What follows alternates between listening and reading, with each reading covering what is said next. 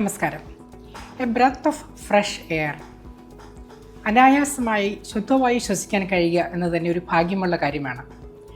ചില അസുഖങ്ങളിൽ മനുഷ്യൻ്റെ ഏറ്റവും പ്രാഥമിക ആവശ്യമായ ഈ അവസ്ഥ ചിലപ്പോൾ നിഷേധിക്കപ്പെട്ടേക്കാം. ശ്വാസതടസ്സത്തിന് കാരണമാകുന്ന അസുഖങ്ങളിൽ ഏറ്റവും പ്രധാനപ്പെട്ട ഒന്നാണ് ശ്വാസകോശ ക്യാൻസർ അഥവാ ലങ് ക്യാൻസർ. ലങ് ക്യാൻസർ എങ്ങനെ, ആർക്കൊക്കെ ഉണ്ടാകുന്നു, എങ്ങനെ ലങ് ക്യാൻസർ തടയാം, എന്തൊക്കെയാണ് ലങ് ക്യാൻസറിൻ്റെ രോഗലക്ഷണങ്ങൾ എന്നിവയെക്കുറിച്ച് ഡിസ്കസ് ചെയ്യാനായിട്ട് ഇന്ന് KMC ഹോസ്പിറ്റലിലെ വിദഗ്ധരായ ഡോക്ടർമാർ നിങ്ങളുടെ മുമ്പിൽ എത്തുകയാണ്. ഞാൻ doctor Sera Eso, consultant medical oncologist. Doctor Akhil Thomas, consultant radiologist. Doctor Bose Vinson, consultant radiation oncologist. Doctor Nithin V Ashok, consultant medical oncologist. ഞാൻ doctor Libin Mathew, consultant pulmonologist. So നമുക്ക് ഈ ലങ് ക്യാൻസർ വളരെ മാരകമായ അസുഖമാണെന്ന് എല്ലാവർക്കും അറിയാം. ഡോക്ടർ ബോസ്, ശരിക്കും പറഞ്ഞാൽ ഈ വേൾഡ് വൈഡായിട്ട് ഇതൊരു ഒരു പ്രശ്നമാണ്, ഒരു ആഗോള പ്രശ്നമാണോ ഈ ലങ് ക്യാൻസർ? നമ്മുടെ നാട്ടിലെ അപേക്ഷിച്ച് വേൾഡ് വൈഡായിട്ടുള്ള ഒരു കമ്പാരിസൺ നോക്കുമ്പോഴത്തേക്ക് ഈ ലങ് ക്യാൻസറിൻ്റെ ഇൻസിഡൻസ്, മോർട്ടാലിറ്റി ഒക്കെ എങ്ങനെയാണ്? വേൾഡ് വൈഡിലായിട്ട് ഒരു ആഗോള പ്രശ്നം തന്നെയാണ് ലങ് ക്യാൻസർ എന്ന് പറയുന്നത്. ലോകത്തെ ഏറ്റവും മോസ്റ്റ് കോമൺ ക്യാൻസർ മെയിൽസിലും ഫീമെയിൽസിലും ചേർത്ത് വയ്ക്കുമ്പോൾ യൂഷ്വലി ബ്രസ്റ്റ് ക്യാൻസർ എന്നാണ് നമ്മൾ യൂഷ്വലി പറയാറ്. ലങ് ക്യാൻസർ അതിനോടൊപ്പം തന്നെ ഓൾമോസ്റ്റ് സിമിലർ ഇൻസിഡൻസ് ആണ് ലങ് ക്യാൻസറിനും ബ്രസ്റ്റ് ക്യാൻസറിനും ആക്ച്വലി ഉണ്ടാകാറുള്ളത്. ഏകദേശം 14% ഓഫ് ക്യാൻസേഴ്സ് ആണ് ലങ് ക്യാൻസറും ബ്രസ്റ്റ് ക്യാൻസറും ഏകദേശം സെയിം നമ്പേഴ്സാണുള്ളത്. എന്നാൽ ഇതിൻ്റെ മോർട്ടാലിറ്റി നോക്കുമ്പോൾ ലങ് ക്യാൻസർ ബ്രസ്റ്റ് ക്യാൻസറിനേക്കാൾ വളരെ മുൻപന്തിയിലാണ് നിൽക്കുന്നത്. ലങ് ക്യാൻസറാണ് എല്ലാ സമയത്തും most common cancer that causes mortality. ഏകദേശം 19 മുതൽ 20%, അതായത് 5 ക്യാൻസർ റിലേറ്റഡ് ഡെത്തുകളിൽ ഒരു ഡെത്ത് ഉണ്ടാകുന്നത് ലങ് ക്യാൻസർ മൂലമാണ്. ഏകദേശം 2.5 മില്യൺ ന്യൂ ക്യാൻസർ കേസസ് ആണ്, ലങ് ക്യാൻസർ കേസസ് ആണ് ഓരോ വർഷവും ഡയഗ്നോസ് ചെയ്യുന്നത്. അതിനൊപ്പം തന്നെ ഏകദേശം 1.8 മില്യൺ ക്യാൻസർ റിലേറ്റഡ് ഡെത്തുകളും ലങ് ക്യാൻസർ മൂലം ഉണ്ടാകുന്നു. ഇന്ത്യൻ ഇൻസിഡൻസ് എനിക്ക് തോന്നുന്നു വേൾഡ് ഇൻസിഡൻസുമായി കമ്പയർ ചെയ്യുമ്പോൾ അല്പം പുറകിലാണ്. ഒരുപക്ഷെ ഹെഡ് ആൻഡ് നെക്ക് റീജിയൻ്റെ മറ്റ് cancer, lip and oral cavity ക്യാൻസറിൻ്റെ ഇൻസിഡൻസ് എല്ലാം ഇന്ത്യയിൽ കൂടുതൽ നിൽക്കുന്നത് കൊണ്ട് ഒന്നാം സ്ഥാനത്ത് ലങ് ക്യാൻസർ അല്ല, 2 or 3 സ്ഥാനത്തിലേക്ക് ലങ് ക്യാൻസർ പിന്തള്ളപ്പെടുകയാണ്. എന്നാൽ വേൾഡ് വൈഡ് ഒരു പ്രധാനപ്പെട്ട ക്യാൻസർ തന്നെയാണ് ലങ് ക്യാൻസർ. ഇപ്പം ബ്രസ്റ്റ് ക്യാൻസറിനെ കുറിച്ച് നമ്മൾ പറയുമ്പോൾ മോർട്ടാലിറ്റി ലങ് ക്യാൻസറിനെ അപേക്ഷിച്ച് കുറവാണ്. കാരണം നമ്മൾ ബ്രസ്റ്റ് ക്യാൻസർ നമുക്ക് നേരത്തെ കണ്ടുപിടിക്കാം, നേരത്തെ ചികിത്സിക്കാം. പക്ഷേ ലങ് ക്യാൻസറിൻ്റെ ഡയഗ്നോസിസ് പലപ്പോഴും വൈകി പോകുന്നു. അപ്പോൾ doctor Libin as a pulmonologist, OPയിൽ വരുന്ന പേഷ്യൻസിന് ഈ എപ്പോഴായിരിക്കും ഒരു ലങ് ക്യാൻസർ ഉണ്ടായിരിക്കാം എന്ന് സസ്പെക്റ്റ് ചെയ്യുന്ന സിംറ്റംസ് എന്തൊക്കെയാണ്? യൂഷ്വലി നമ്മുടെ സെനാരിയോയിൽ ഒരു 6 to 8% ക്യാൻസേഴ്സ് ഇന്ത്യയിൽ ലങ് ക്യാൻസറായിട്ട് അട്രിബ്യൂട്ട് ചെയ്യപ്പെടുന്നു.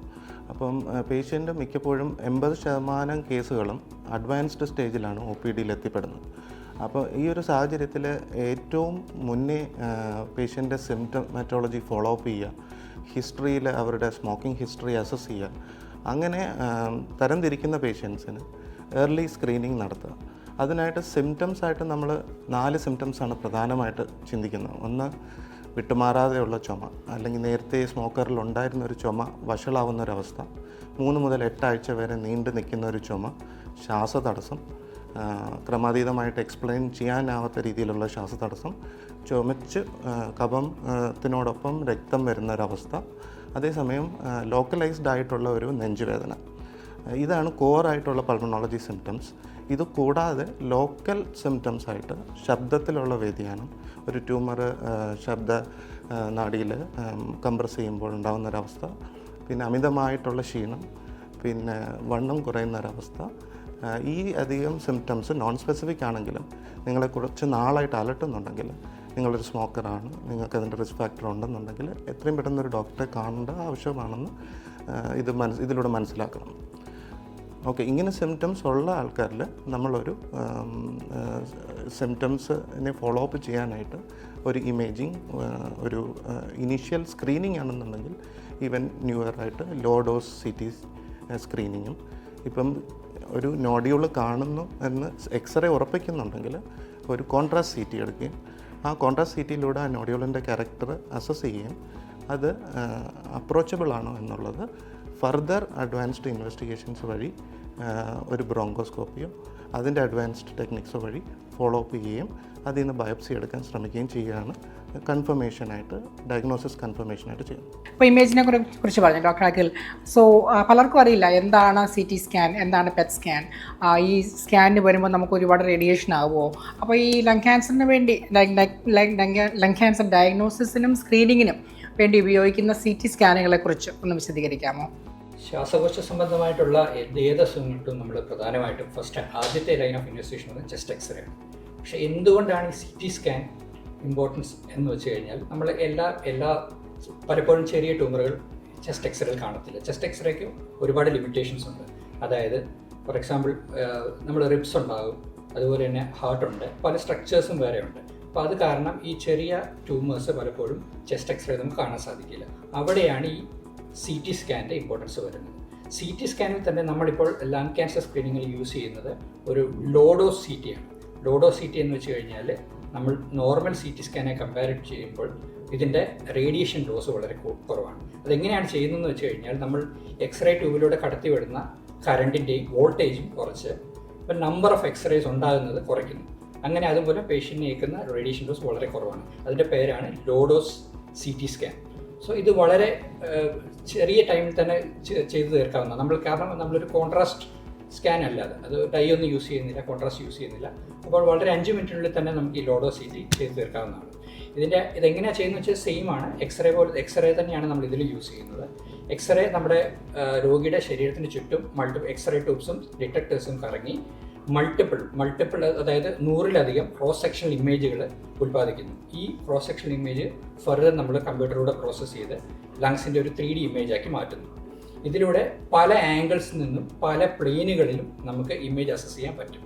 അപ്പോൾ ഇതാണ് ബേസിക്കലി ലോഡോസ് CT സ്കാൻ എന്ന് പറയുന്നത്. ഈ ലോഡോസ് എന്തുകൊണ്ടാണ് ലോഡോസ് എന്ന് വിളിക്കുന്നത് വെച്ച് കഴിഞ്ഞാൽ ഞാൻ നേരത്തെ പറഞ്ഞതുപോലെ തന്നെ നോർമൽ CTയെ കമ്പയർ ചെയ്യുമ്പോൾ 1/5 ഓഫ് റേഡിയേഷൻ ഡോസ് മാത്രമേ ഇതിൽ വരുന്നുള്ളൂ. ഫോർ എക്സാമ്പിൾ ഒരു നോർമൽ ചെസ്റ്റ് CTക്ക് 7 മില്ലിസിവെർട്ട് എന്ന് പറയുന്നത് റേഡിയേഷൻ ഡോസിൻ്റെ ഒരു കണക്കാണ്.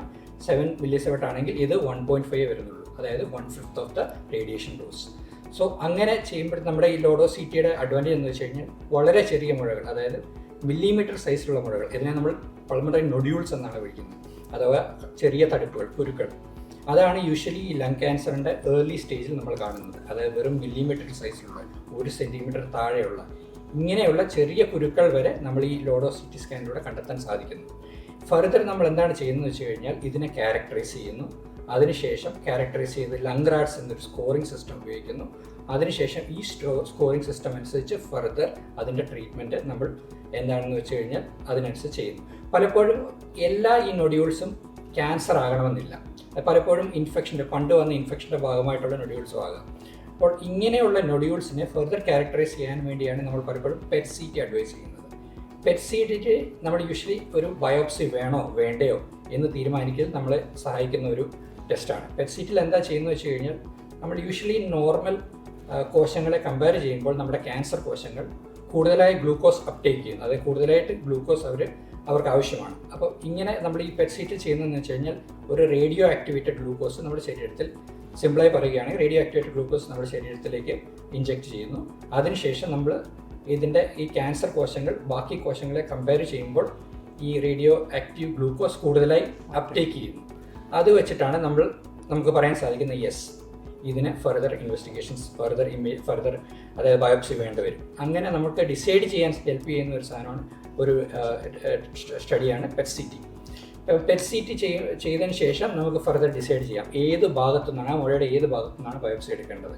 അങ്ങനെ ഡിസൈഡ് ചെയ്യാൻ നമുക്ക് സഹായിക്കും. അതുപോലെ തന്നെ പെറ്റ് CTയുടെ ഒരു ഇമ്പോർട്ടൻസ് എന്ന് വെച്ച് കഴിഞ്ഞാൽ നമ്മുടെ എന്തെങ്കിലും സ്റ്റേജിങ്, അതായത് എത്രത്തോളം ഡിസീസ് പടർന്നിട്ടുണ്ട്, കഴലുകളിലേക്ക്, അത് ലിംഫ് നോഡുകളിലേക്ക് സ്പ്രെഡ് ആയിട്ടുണ്ടോ, അങ്ങനെ എന്തെങ്കിലുമൊക്കെ കൂടുതലായിട്ടുള്ള ഡീറ്റെയിൽസ് നമുക്ക് പെറ്റ് CTയിലൂടെ അറിയാൻ സാധിക്കും. നമ്മൾ ലോഡോ CT എന്ന് വെച്ച് പറഞ്ഞു. അപ്പോൾ എന്താണ് ഇതിൻ്റെ ഡിസഡ്വാൻറ്റേജ്? അല്ലെങ്കിൽ നമ്മൾ സാധാരണ CT ചെയ്യുമ്പോൾ എന്തും കൂടുതൽ ഇൻഫോർമേഷൻ ആയിരിക്കും നമുക്ക് കിട്ടാൻ പോകുന്നത്. അല്ലെങ്കിൽ നമുക്ക് എല്ലായ്പ്പോഴും ലോഡോ CT ചെയ്താൽ മതിയല്ലോ, മറ്റേ CT ഒഴിവാക്കാമല്ലോ, എന്തുകൊണ്ടായിരിക്കും അങ്ങനെ ചെയ്യാത്തത്? ലോഡോ CT ബേസിക്കലി ഒരു സ്ക്രീനിങ് പർപ്പസിന് വേണ്ടിയാണ് റെക്കമെൻഡ് ചെയ്തിരിക്കുന്നത്. ലോഡോ CT for example high risk, doctor Libin പറഞ്ഞ ഹൈ റിസ്ക് പേഷ്യൻസ്, അതായത് ഇപ്പോൾ ആക്റ്റീവായിട്ട് പുകവലിക്കുന്നവർ, അതുപോലെ തന്നെ ആക്റ്റീവായിട്ടുള്ള എയർ പൊല്യൂഷൻ, അതുപോലെ തന്നെ എന്തെങ്കിലും കെമിക്കൽസുമായിട്ട് പ്രയർ എയർ ബോൺ കെമിക്കൽസുമായിട്ട് കോൺടാക്ട് വന്നവർ, അങ്ങനെയൊക്കെ ഹൈ റിസ്ക് ആയിട്ടുള്ള ആൾക്കാർ നമ്മൾ യൂസ് ചെയ്യുന്ന ഒരു സ്ക്രീനിങ് ടെസ്റ്റാണ് ലോഡോ CT. ലോ ഡോസ് സി ടിയുടെ അഡ്വാൻറ്റേജ് എന്ന് വെച്ച് കഴിഞ്ഞാൽ compared to chest x-ray it's much more sensitive, അതായത് ചെറിയ നൊഡ്യൂൾസ് വരെ നമുക്ക് കണ്ടെത്താൻ സാധിക്കുന്നുണ്ട്. അപ്പോൾ ഡിസഡ്വാൻറ്റേജ് എന്ന് വെച്ച് കഴിഞ്ഞാൽ നമ്മൾ വലിയൊരു നൊഡ്യൂൾ നമ്മൾ ഓൾറെഡി വലിയൊരു മാസ്, അതായത് വലിയൊരു മുഴ നമ്മൾ ഓൾറെഡി ചെസ്റ്റ് എക്സ്റേയിൽ കണ്ടു. അതിൻ്റെ ക്യാരക്ടറൈസേഷന് വേണ്ടി നമുക്ക് ഉറപ്പാണ് അങ്ങനെ ഒരു മാസമുണ്ട്. അതിൻ്റെ ക്യാരക്ടറൈസേഷന് ബെറ്റർ എപ്പോഴും ഒരു കോൺട്രാസിറ്റിയാണ്. കോൺട്രാസിറ്റി എന്ന് വെച്ച് കഴിഞ്ഞാൽ നമ്മളൊരു കോൺട്രാസ്റ്റും കൂടെ ഒരു മരുന്നും കൂടെ കൊടുത്തിട്ട് ഒരു ഫർദർ അതിനകത്ത് മൾട്ടിപ്പിൾ ഇമേജസ് ആണ് നമുക്ക് കിട്ടുന്നത്. അതിനകത്ത് വെച്ച് കഴിഞ്ഞാൽ നമുക്ക് സ്റ്റേജിങ് പർപ്പസിന് വേണ്ടി കൂടുതലായിട്ട് നമ്മൾ ഉപയോഗിക്കുന്നത് കോൺട്രാസിറ്റിയാണ്. പക്ഷേ ഒരു സ്ക്രീനിങ് പർപ്പസിന് വേണ്ടി ലോ ഡോസ് സി ടി മതിയാകും.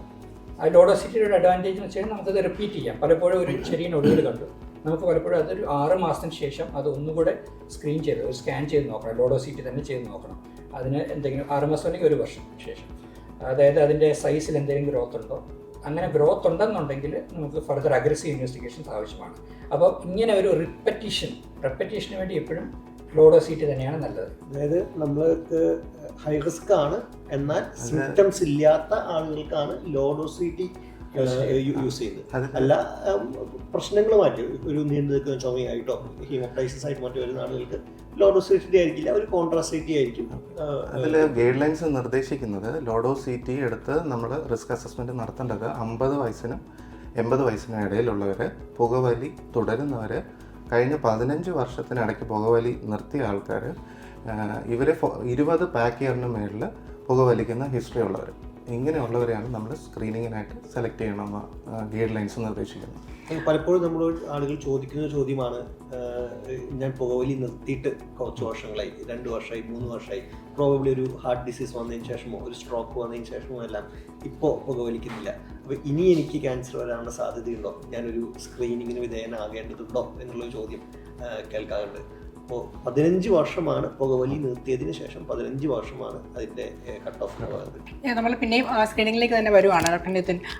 എന്തെങ്കിലും എവിഡൻസ് ഉണ്ടോ ഈ ഒരു ഇങ്ങനെ നമ്മൾക്ക് ബ്രസ്റ്റ് ക്യാൻസറിന് സ്ക്രീനിങ് കുറേ നാളത്തെ പഠനത്തിന് ശേഷമാണ് 40 വയസ്സ് കഴിഞ്ഞ സ്ത്രീകളിൽ വർഷത്തിലൊരിക്കൽ മാമോഗ്രാം ചെയ്യണം എന്നുള്ള ഒരു ഗൈഡ് ലൈൻ കൊണ്ടുവന്നത്.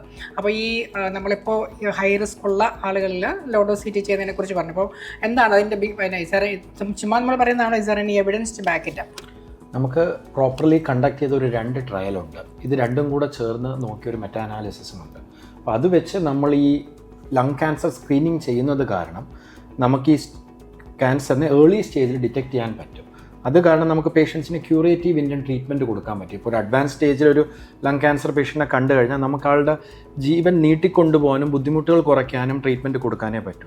ഈ ലങ് ക്യാൻസർ സ്ക്രീനിങ് ചെയ്യുന്നത് കാരണം നമുക്ക് ഈ പേഷ്യൻസിനെ ഏർലി സ്റ്റേജിൽ കണ്ടുപിടിക്കാം. ഡോക്ടർ അഖിൽ പറഞ്ഞ പോലെ ഏർലി സ്റ്റേജിൽ ചെറിയ നോഡ്യൂൾ കിട്ടിയെന്ന് വെച്ചാൽ നമുക്ക് ആൾക്ക് ഒരു സർജറി ചെയ്തോ അല്ലെങ്കിൽ SBRT എന്ന റേഡിയേഷൻ കൊടുത്തോ ആളുടെ ഈ ക്യാൻസർ മൊത്തമായിട്ട് മാറ്റാൻ പറ്റും. അപ്പോൾ അതുകൊണ്ട് ലോ ഡോസ് സി ടി കാരണം നമ്മൾ പറയുന്ന അഡ്വാൻറ്റേജസ്, ഒന്ന് ഏർലി സ്റ്റേജിൽ ലങ് ക്യാൻസർ കണ്ടുപിടിക്കാം, അത് കാരണം അത് ക്യൂർ ചെയ്യാനുള്ള ചാൻസസ് കൂടുതലാണ്, സർവൈവൽ ബെനിഫിറ്റ് ഉണ്ട് അത് കാരണം. 4മതായിട്ട് ഈ ലങ് ക്യാൻസർ കൂടാതെ വേറെ പല രോഗങ്ങൾ കൊണ്ടും ഉണ്ടാകുന്ന ഡെത്തും കുറയ്ക്കാൻ പറ്റും. അത് കാരണം എന്ന് വെച്ചാൽ ഇപ്പോൾ ഈ പേഷ്യൻസ് നമ്മൾ ഡോക്ടറിൻ്റെ അടുത്ത് വരെയാണ് ഈ ലങ് ക്യാൻസർ സ്ക്രീനിങ്ങിന് വേണ്ടി. ആ സമയത്ത് നമുക്ക് ആ പേഷ്യൻറ്റിൽ ഇപ്പോൾ ഒരു ശ്വാസം മുട്ടലോ അല്ലെങ്കിൽ ഒരു അണപ്പ് പോലോ എല്ലാം തോന്നുന്നെങ്കിൽ ദേ ക്യാൻ ഇവൻ ഡിറ്റക്ട് കാർഡിയാക് കോസസ്. അപ്പം ഈ മെഡിക്കൽ ഫീൽഡുമായിട്ട് ചേർന്ന് നിൽക്കുന്നതുകൊണ്ട് വേറെ കോസസിലെ ഡെത്തും നമുക്ക് കുറയ്ക്കാൻ പറ്റും. ഇങ്ങനെ 4 അഡ്വാൻറ്റേജസ് ആണ് നമ്മൾ പൊതുവേ ലങ് ക്യാൻസർ സ്ക്രീനിങ്ങിന് പറയാറുള്ളത്. ഇത് പ്രൂവ്ഡ് ആയിട്ടുള്ള അഡ്വാൻറ്റേജസ് ആണ്. നമുക്കപ്പോൾ ഈ റിസ്ക് ഫാക്ടേഴ്സിനെ കുറിച്ച് പറഞ്ഞു. സ്മോക്കിംഗ് ഒരു വലിയ റിസ്ക് ഫാക്ടറാണ്. അപ്പോൾ ഏതാണ്ട് ഒരു 85% ലങ് ക്യാൻസറും സ്മോക്കിംഗ് റിലേറ്റഡ് ആണെന്ന് പറയുന്നത്. പക്ഷേ ഇപ്പോൾ നമുക്ക് സ്മോക്കേഴ്സ് അല്ലാത്തവരും ലങ് ക്യാൻസർ ഒത്തിരി കാണുന്നില്ലേ, പ്രത്യേകിച്ച് സ്ത്രീകളിൽ അല്ലേ ലങ് ക്യാൻസറിൻ്റെ ഇൻസിഡൻസ് കൂടി വരുന്നുണ്ട്. ലങ് ക്യാൻസറിൻ്റെ കാരണങ്ങൾ പറഞ്ഞു കഴിഞ്ഞാൽ നമ്പർ 1 കാരണം എന്ന് പറയുന്നത് സ്മോക്കിംഗ് തന്നെയാണ്. ഏകദേശം 80 to 85% of lung cancers are caused by smoking. അപ്പോൾ ലങ് ക്യാൻസറിനെ കുറിച്ച് നമ്മൾ സംസാരിക്കുമ്പോൾ സ്മോക്കിംഗ് സെഷനെ കുറിച്ച് സംസാരിക്കാതെ നമുക്ക് മുന്നോട്ട് പോകാനായിട്ട് സാധിക്കില്ല. സ്ക്രീനിങ്ങിനെ കുറിച്ചെല്ലാം പറയുമ്പോൾ തന്നെ പ്രൈമറി പ്രിവെൻറ്റീവ് ആസ്പെക്റ്റിൽ സംസാരിക്കുക എന്ന് പറഞ്ഞാൽ സ്മോക്കിംഗ് നിർത്തുക, സ്മോക്കിംഗ് ചെയ്യാതിരിക്കുക എന്നുള്ളത് തന്നെയാണ് അതിൻ്റെ ഒന്നാമത്തെ കാരണം. 80-85% വരെ ലങ് ക്യാൻസർ കോസ് ചെയ്യുന്നത് സ്മോക്കിംഗ് ആണ്. മറ്റ് പ്രധാനപ്പെട്ട കാരണങ്ങൾ എന്ന് പറയുന്നത് ഒന്ന് പാസീവ് സ്മോക്കിംഗ് ആണ്. ആക്റ്റീവ് സ്മോക്കിംഗ് അല്ല, വീട്ടിലുള്ള മറ്റൊരാൾക്ക് ഉണ്ടാകുന്ന പാസീവ് സ്മോക്കിംഗ് ആണ് രണ്ടാമത്തെ പ്രധാനപ്പെട്ട കാരണം. മറ്റ് ഒക്യുപ്പേഷണലായിട്ടുള്ള എക്സ്പോഷറുകളും അതുപോലെ തന്നെ നമ്മുടെ എയർ പൊല്യൂഷനുമായിട്ടുള്ള മറ്റ് സാധനങ്ങൾ, ആസ്ബെസ്റ്റോസിസ് പോലുള്ള കാര്യങ്ങൾ, സിലിക്കോസിസ് പോലുള്ള കാര്യങ്ങൾ, ഇതെല്ലാം ലങ് ക്യാൻസർ വരാനുള്ള മറ്റ് സാധാരണ കാരണങ്ങളാണ്.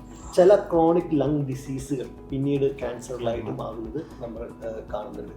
എന്നാൽ ഇപ്പോഴത്തെ ഒരു എപ്പിഡമോളജിക്കൽ ട്രെൻഡ് നോക്കുമ്പോൾ നോൺ സ്മോക്കേഴ്സിൽ, പ്രത്യേകിച്ച് സ്ത്രീകളിൽ കൂടുതൽ ലങ് ക്യാൻസർ കണ്ടുവരുന്നതായിട്ടും നാം കാണുന്നുണ്ട്.